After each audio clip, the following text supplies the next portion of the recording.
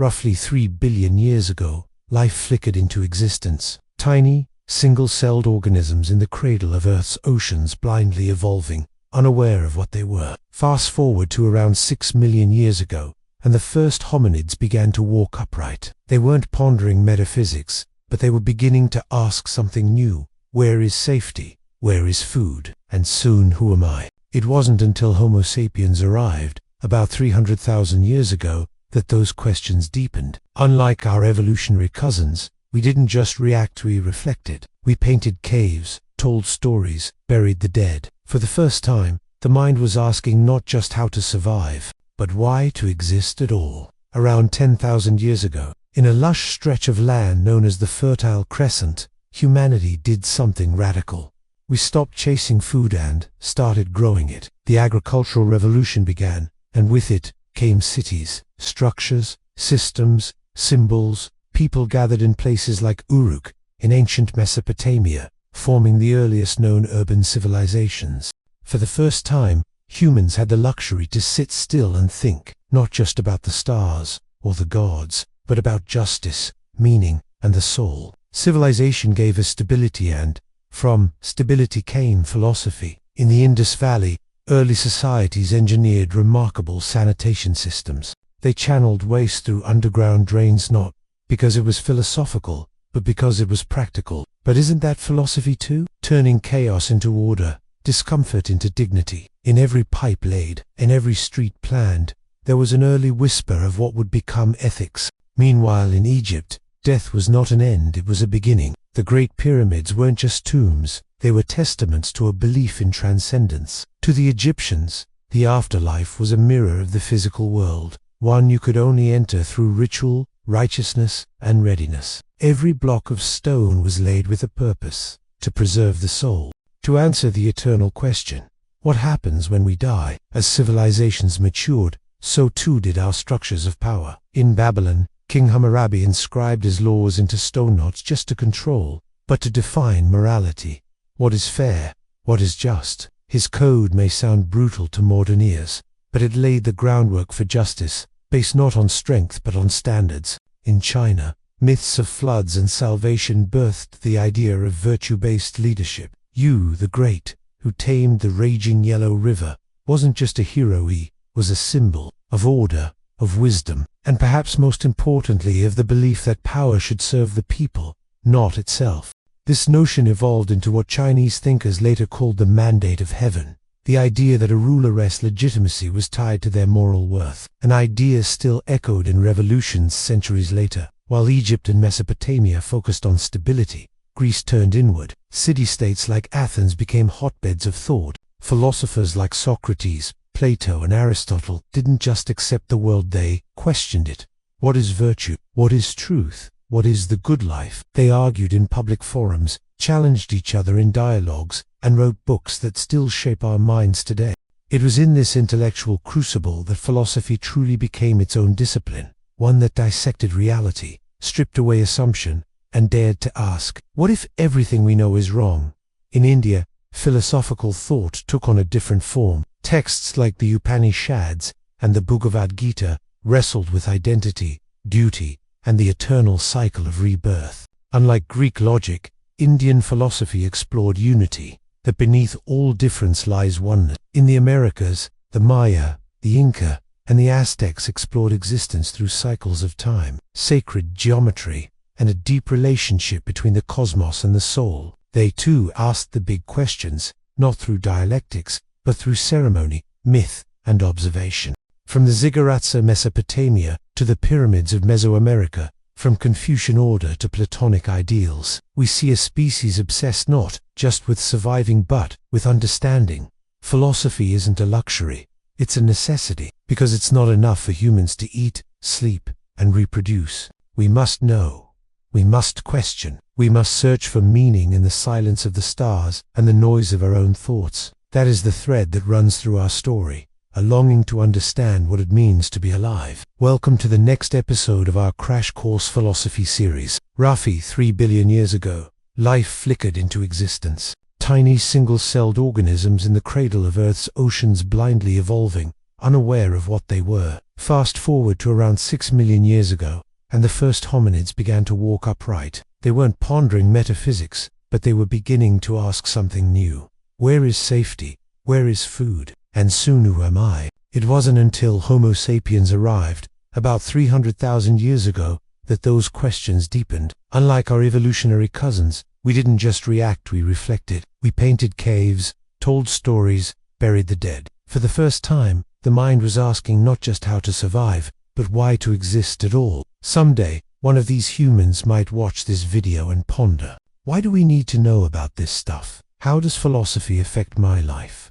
Well, let's start at the beginning. Like you, I was once a student sitting in a classroom thinking this is boring and wondering why I even have to learn this. And then one day something shifted. The teacher was talking about logic, and she explained how rhetoric works. Suddenly I realized I was being manipulated all the time. I was being persuaded by logos, ethos, pathos, rhetorical devices hidden in plain sight. That's when I fell in love with rhetoric and philosophy. When I saw how powerful it was, I knew I had to master it. I want to help others see the same things I see. Our story began in the fertile valleys of the Tigris and Euphrates rivers. By 3000 BCE, civilizations had blossomed in Mesopotamia, the land between the rivers. Here, people invented the plow and built cities of brick and stone. But what made them truly special was the invention of writing. On clay tablets, scribes recorded births, deaths, and transactions, laying the foundation of record-keeping. The Akkadians were among the first to unite these city-states, creating the first Mesopotamian empire under Sargon the Great. But soon after, the Akkadians fell and the Babylonians rose. Under King Hammurabi, they established the first known law code, inscribed in stone at the famous Code of Hammurabi, an eye for an eye, a tooth for a tooth. This era also witnessed the rise of the Assyrians, who dominated northern Mesopotamia. They invented iron weapons and tactics, leading brutal armies that stretched from Egypt to the Caspian Sea. But the greatest legacy of this region might have been the Jewish people. Emerging in Canaan,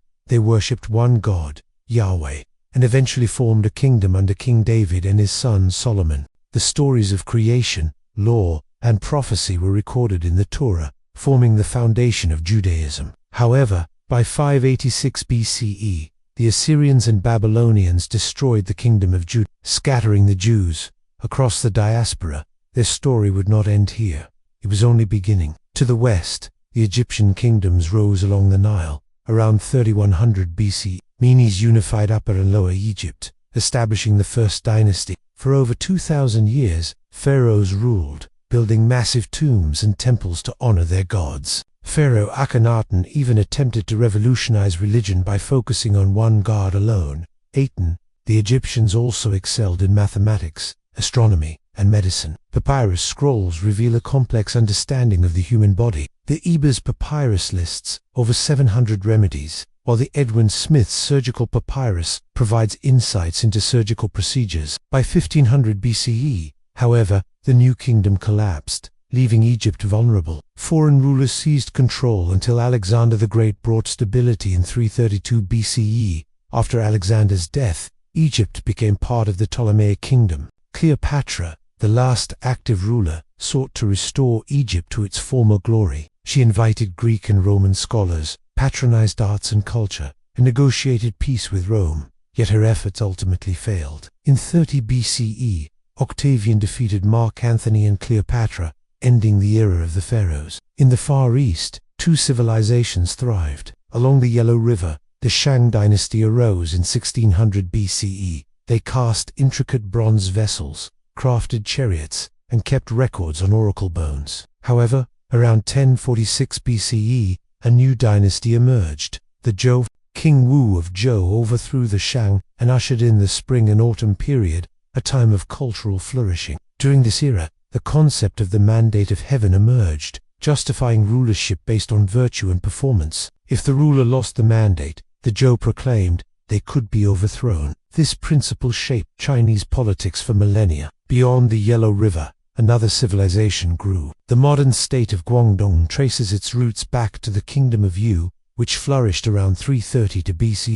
Influenced by Confucianism, the state emphasized education, social harmony, and ethical conduct. By 200 CE, the The Han Dynasty united China. They extended the Silk Roads, connecting China to the Mediterranean world. The Han also developed paper, the crossbow, and advanced agricultural techniques. But internal strife and nomadic invasions gradually weakened the empire. Across the Atlantic, the Olmec civilization took root. Between 1600 and 400 BCE, they constructed massive stone heads and colossal pyramids. Their calendar system tracked celestial cycles with astonishing accuracy. Meanwhile, along the coast of South America, the culture between 900 and 200 BCE, they built temples and shrines dedicated to a jaguar deity. Their influence spread across the Andes, shaping art and religious practices. And in the heart of Africa, the kingdom of Kush arose. From 1070 to 350 BCE, the Kushites controlled the trade in gold, ivory, and exotic goods. They built magnificent pyramids, rivaling those of Egypt. In the 4th century BCE, the kingdom was conquered by the Aksumite Empire, which would later become Christian. These ancient kingdoms may seem disparate, but they shared common threads. Each possessed a sophisticated understanding of agriculture, allowing for surplus food production and specialization of labor. They organized complex political systems with centralized authority, and they developed unique religious beliefs and artistic expressions. The world was a tapestry of cultures, each contributing to the grand narrative of humanity. But as civilizations flourished, so did conflict. The Hittites, an Indo-European people, migrated to Anatolia around 2000 BCE. Their mastery of ironworking gave them a military advantage, enabling them to establish an empire in 1600 BCE further south. The Mitanni kingdom rose, controlling vital trade routes in Mesopotamia. Its rulers even participated in the Egyptian royal family tree. But by 1200 BCE, these empires collapsed, plunging the region into a period of decline known as the Bronze Age collapse. Around 1100 BCE, the Phoenicians emerged in modern Lebanon. Skilled sailors and traders, they established colonies across the Mediterranean, including Carthage in North Africa. Known for their purple dye and alphabet, the Phoenicians played a crucial role in the Mediterranean trade network. Meanwhile, in the Levant, the Kingdom of Israel emerged. After 400 years of exile, the northern Kingdom of Israel was conquered by the Assyrians in 722 BCE. The southern Kingdom of Judah endured, though, until Nebuchadnezzar II of Babylon destroyed Jerusalem in 586 BCE and deported many Jews to Babylon. But even in exile, Jewish prophets like Ezekiel and 2nd Isaiah envisioned a future restoration in the land of Judah. In Greece, the Mycenaean civilization flourished in the late Bronze Age, known for its warrior culture and linear B-script. But around 1100 BCE it collapsed. Entering the so-called Greek Dark Ages, small, independent city-states emerged, each with its own government and culture. Sparta became renowned for its military prowess, while Athens championed democracy. The Spartans believed in a disciplined society where citizens were trained as soldiers from birth. Their two famous kings always came from the Eurypontid royal line, while power in Athens resided in the hands of citizens who participated directly in government. But as the Greek world developed, so did its mythology. Gods like Zeus, Poseidon, and Hades shaped human affairs, reflecting the natural forces and human emotions they possessed. Homer's epic poems, the Iliad and the Odyssey, immortalized the Trojan War and the journey of Odysseus. The Greeks also made significant contributions to philosophy, literature, and the arts. The stories of their gods and heroes resonated across cultures, laying the foundation for Western literature and theater. Heraclitus, a prominent Athenian leader, further strengthened democracy, encouraging public service and cultural achievements. Athens became the center of the Delian League, a maritime alliance that dominated the Aegean Sea. But this golden age was shattered by war. In 431 BCE, a conflict known as the Peloponnesian War erupted between Athens and Sparta. After years of fighting, Sparta, with Persian support, triumphed in 404 BC. Ancient Greece had reached its peak and fallen. Soon, the region would come under the rule of Macedon, laying the groundwork for the Classical era. As the Classical era dawned, Greece was ready to burn brightly. From the mid-8th to 4th centuries BCE, the intellectual ferment of the period produced some of the greatest thinkers in human history. The story of the Greeks is one of courage, imagination, and a relentless curiosity about the world. As we step into this period, we see a Greece brimming with energy, City-states like Athens and Sparta stand tall, shaping their own destinies. Trade flourishes, and with it, the exchange of ideas across the Mediterranean. The spirit of adventure drives exploration, leading to new discoveries and fresh perspectives. But it's the human mind that truly sets this era ablaze. Philosophers like Thales, Pythagoras, and Socrates pondered the mysteries of existence, planting seeds that will grow into Western philosophy. The polis, or city-state, becomes the hub of civic life, where citizens debate, discuss, and shape their own laws and governance. Writers like Homer and Sappho weave tales that capture the human experience, celebrating love, loss, and the beauty of life. The Greeks also excel in the arts, creating sculptures and buildings that embody balance, harmony, and idealized perfection. The Parthenon, a symbol of Athenian grandeur, stands as a testament to their architectural brilliance. Yet this era is not without its shadows. The specter of war looms large, dividing the Greeks and draining their energies. The Persian Wars, a pivotal moment, forge a sense of shared identity, but also saw the seeds of rivalry among the cities. Internal conflicts arise, fracturing the Greek world and diverting its potential. Even as the classical era progresses, the looming threat of outside powers gathers on the horizon, foreshadowing challenges that will test the resilience of Greek civilization. So let us embark on this journey through the classical era, where the Greeks take center stage and the world watches in awe as they redefine the boundaries of human achievement. Join us as we explore the heights they scaled, the challenges they faced, and the enduring legacy they left behind. Why are we here? Why do we do what we do? What is the nature of reality? What is the meaning of the universe? Why do people behave badly? What is the best way to govern?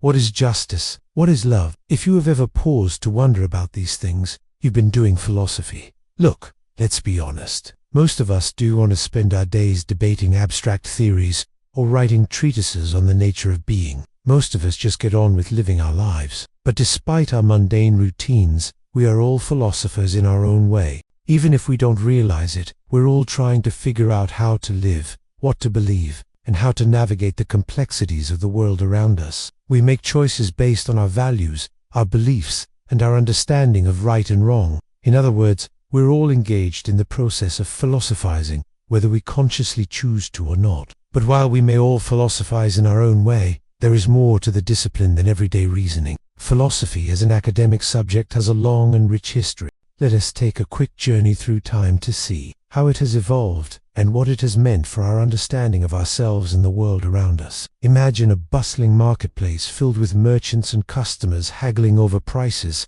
Philosophers might be found in this setting, engaging in lively debates about the nature of value, the meaning of exchange, and the ethics of trade. Or picture yourself sitting in a cozy cafe surrounded by friends and engaging in deep discussions about art, culture, and the human condition. This too is a place where philosophy flourishes, where ideas are exchanged and perspectives are challenged. Philosophy is often called the love of wisdom. But what exactly does that mean? At its core, it is a way of thinking, a set of skills and methods for understanding the world and our place in it. Philosophers asked probing questions, examine assumptions, and seek to understand the fundamental nature of reality, knowledge, and existence. But philosophy is not just about asking questions, it is also about finding answers. Through careful reasoning and logical analysis, philosophers strive to develop coherent and convincing arguments that shed light on the complexities of our experiences and the mysteries of the universe.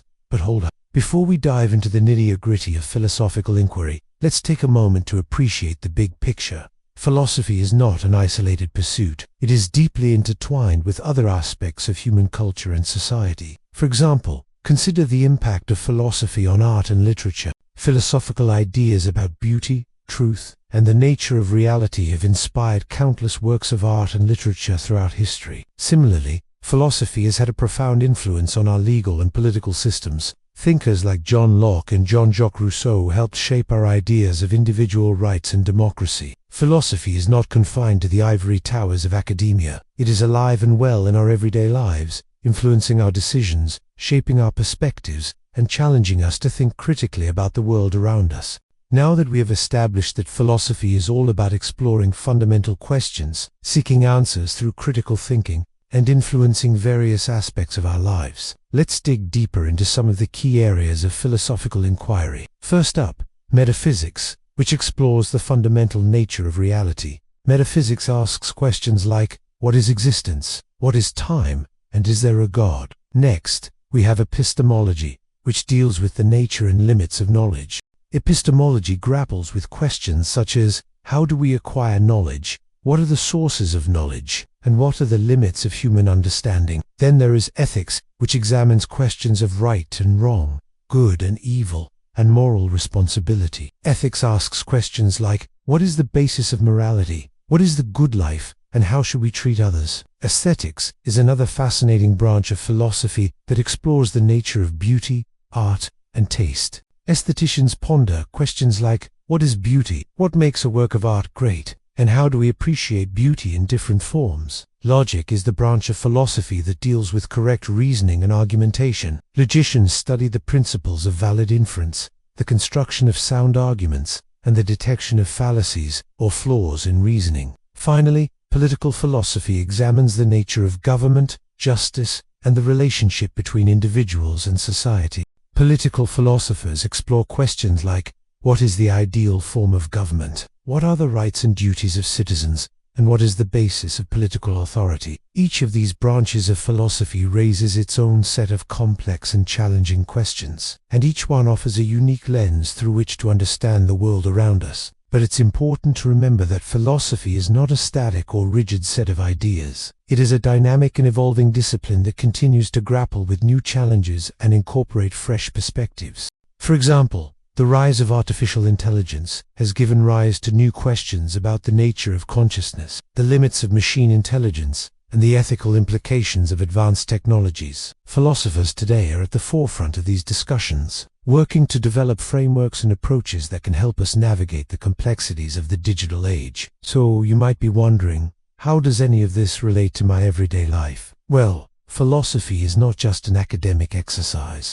It is a way of approaching the world that can help us solve problems, make better decisions, and live more fulfilling lives. Take, for instance, the issue of climate change. This pressing global challenge requires us to consider fundamental questions about our relationship to the environment, the value of future generations, and the ethical implications of our actions. By applying philosophical principles and engaging in thoughtful consideration of these issues, we can better understand the complexities of climate change and work toward effective solutions. Another area where philosophy can be of great value is in personal growth and self-discovery. Philosophical ideas about happiness, meaning, and purpose can provide guidance and inspiration as we navigate the challenges and opportunities of life. By reflecting on our values, beliefs, and aspirations, we can gain a deeper understanding of ourselves and the kind of lives we want to lead.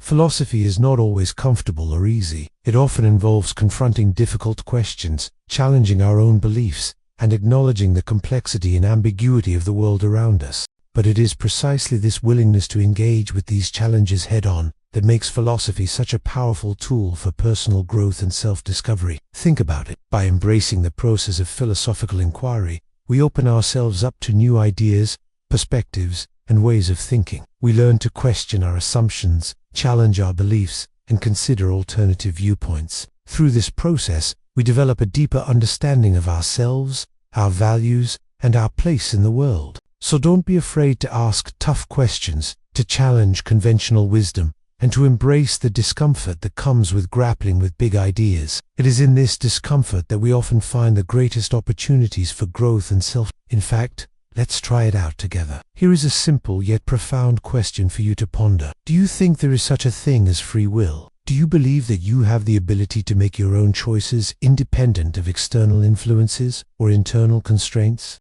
Or do you think that your actions are predetermined by factors beyond your control? Reflect on this question. Consider the various perspectives and arguments, and be prepared to share your thoughts in a respectful and open-minded manner. Remember, there is no right or wrong answer in philosophy. It's the journey of exploration and the thoughtful consideration of ideas that truly matters. So go ahead, dive into this question and see where it takes you. You might be surprised by what you discover along the way. As we wrap up our discussion, I encourage you to keep the conversation going.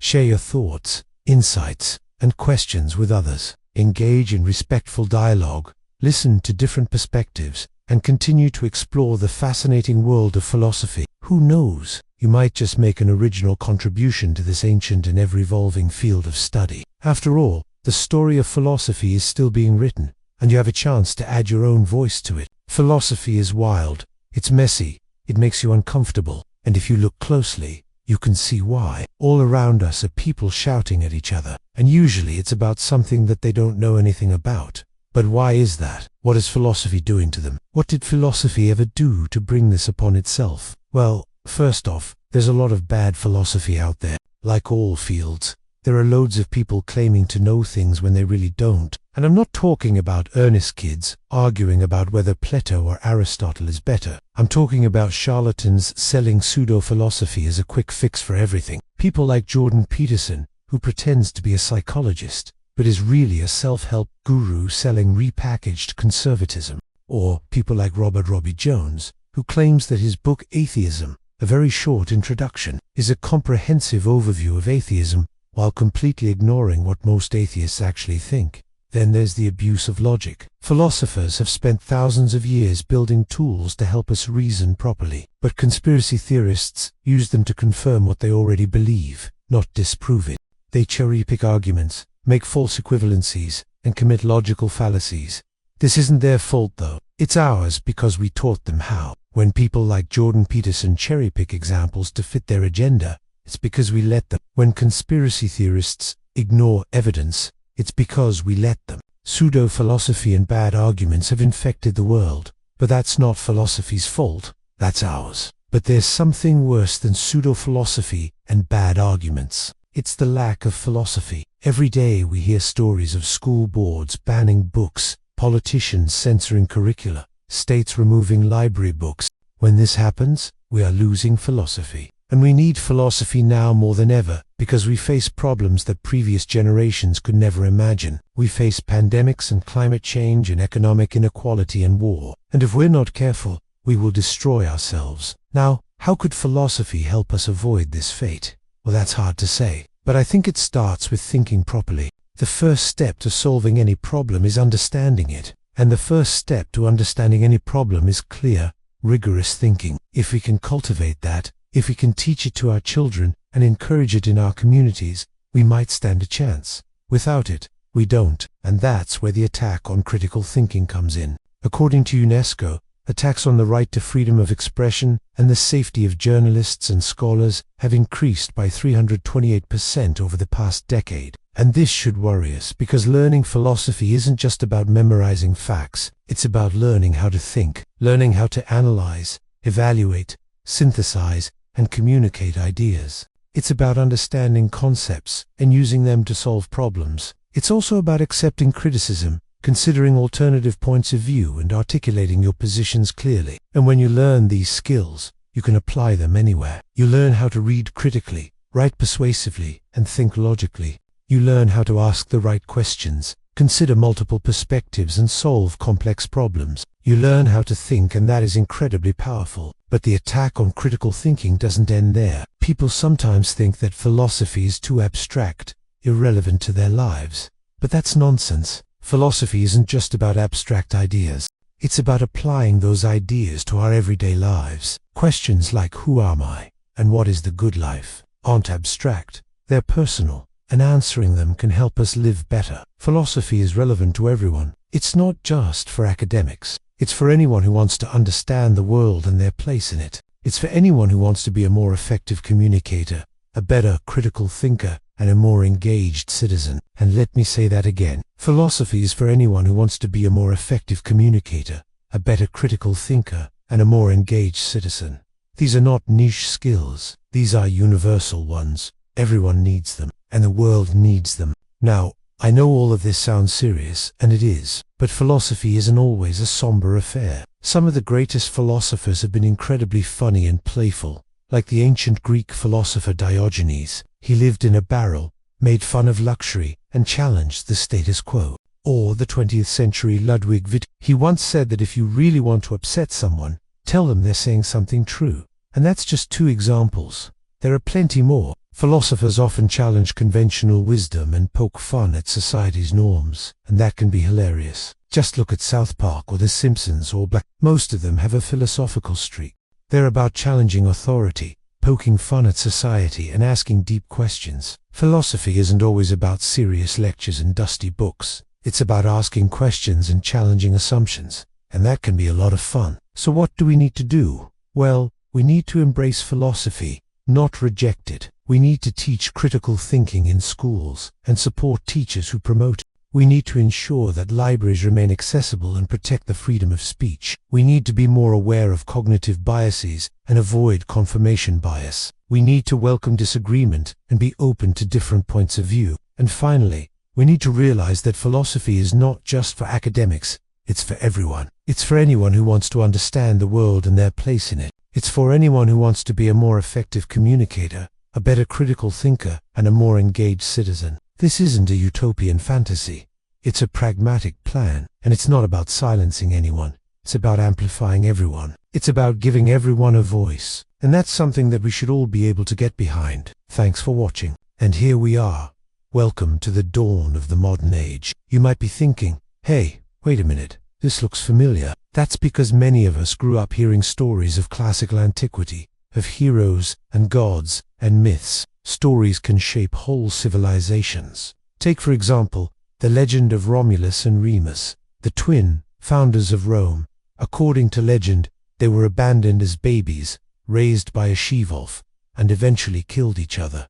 So that's how Rome got started. Okay, moving on. We may also have heard of ancient Rome's great achievements, their infrastructure, their military innovations, their incredible art and architecture. We might think of the Colosseum, the Pantheon, and imagine a sophisticated society that ruled over much of Europe, North Africa, and the Middle East.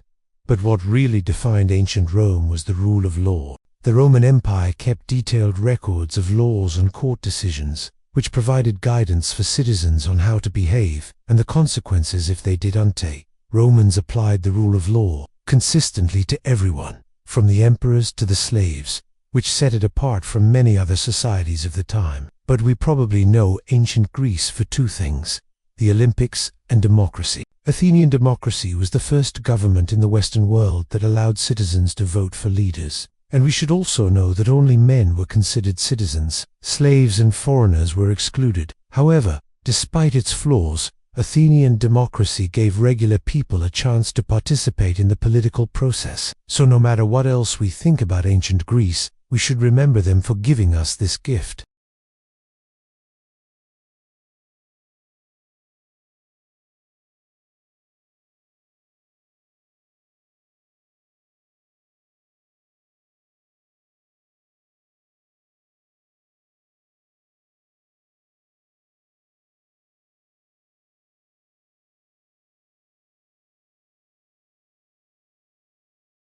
Taoists wanted to live in balance with the universe by letting go of desires and resisting the urge to control everything. And Stoics searched for tranquility by focusing on what they could control and accepting what they couldn't. Each of these philosophies helped people live better lives and face challenges more bravely, and they continued to teach us lessons that we can apply to our lives today. As we look at how ancient societies developed, it's helpful to think about how geography influences history.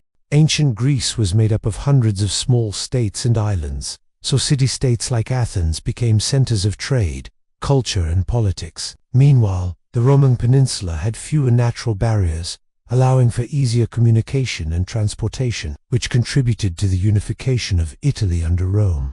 When we consider the development of civilizations, it's important to recognize that they didn't just appear out of nowhere. They built on ideas and innovations from earlier cultures, whether it was the alphabet from the Phoenicians or the concept of zero from India. For example, when Alexander the Great conquered Persia, he blended Greek and Eastern cultures, creating new artistic styles and scientific discoveries. Similarly, as religions spread across the world, they often adapted to local customs and beliefs. Buddhism, for instance, spread from India to Korea and Japan, where it combined with local beliefs and practices.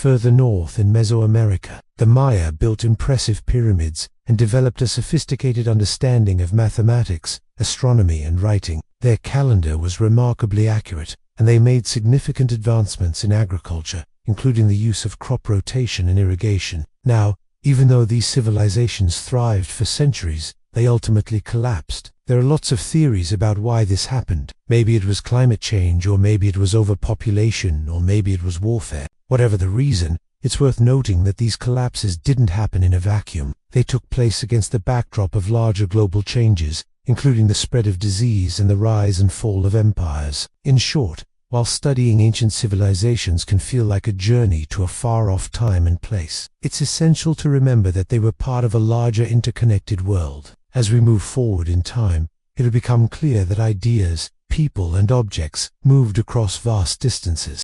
They shaped the course of history, and they continue to influence us today. As we learn about ancient civilizations, it's crucial to approach them with cultural sensitivity and avoid perpetuating harmful stereotypes. Many of our textbooks and media portrayals of ancient civilizations have been influenced by colonial perspectives that may not accurately represent the richness and complexity of these cultures. For example, when we talk about ancient Egypt, we tend to focus on the pharaohs and the pyramids, but we don't always acknowledge the contributions of ordinary Egyptians. When we study history, it's vital to examine multiple perspectives and avoid generalizations. One way we can do this is by considering primary sources, which are first-hand accounts from people who lived during a particular time period.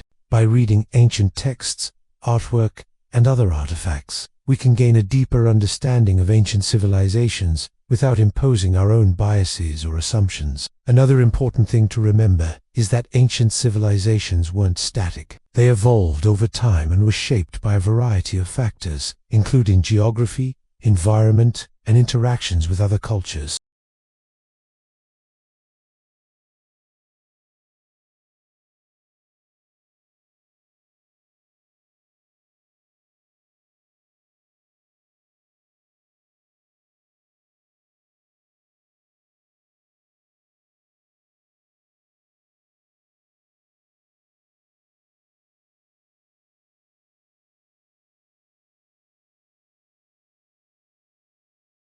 Similarly, rather than homogenizing ancient Greece, we can delve into the distinct characteristics of various city-states and the roles they played in shaping the ancient world. Finally, we should recognize that the process of discovery and interpretation is ongoing. As archaeologists uncover new evidence and historians analyze it from fresh perspectives, our understanding of ancient civilizations will continue to evolve.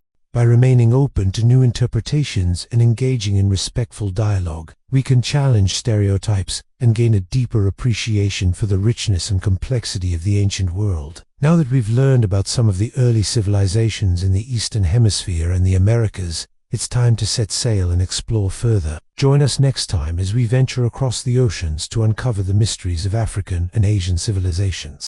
From the kingdom of Kush to the Silk Roads, there's a world of wonders waiting to be discovered. So, grab your map and get ready for an adventure filled with ancient kingdoms, trade routes, and the rich tapestry of human history.